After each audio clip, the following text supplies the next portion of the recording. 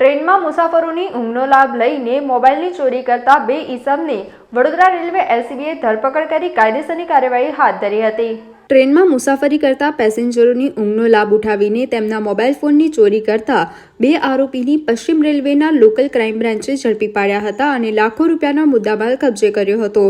Western રેલવેના local crime બ્રાન્ચના કર્મીઓ વડોદરા રેલવે સ્ટેશન વિસ્તારમાં પેટ્રોલિંગમાં હતા ત્યારે 2 શંકાસ્પદ ઈસમોને ઝડપી પાડ્યા હતા, જેમાં એક ઈસમની અંગઝડતી કરતા તે હિતેશ પરમાર પાસેથી અલગ અલગ કંપનીના 12 મોબાઈલ ફોન, સોનાનું મંગળસૂત્ર સહિત કુલ રૂપિયા 1,18,000નો મુદ્દામાલ જપ્ત કર્યો હતો। ઉપરાંત આરોપી વિરુદ્ધ ગોધરા રેલવે પોલીસ મથકે પણ ગુનો નોંધાયો હોવાનું આરોપીએ કબૂલ્યું હતું, જ્યારે બીજા બનાવમાં રમેશ દહેડાની તપાસ કરતા અને તેની પાસેથી 2 મોબાઈલ ફોન મળીને કુલ રૂપિયા 21,000નો મુદ્દામાલ મળી આવતા તેની પણ ધરપકડ કરીને વધુ કાર્યવાહી હાથ ધરી હતી। સમાચારોના સતત અપડેટ મેળવવા માટે લોકમત ન્યૂઝને યુટ્યુબ ઉપર સબસ્ક્રાઇબ કરો, બેલ આઇકોન દબાવો અને અમારી સાથે જોડાયેલ રહો ફેસબુક, ઇન્સ્ટાગ્રામ અને ટ્વિટર ઉપર।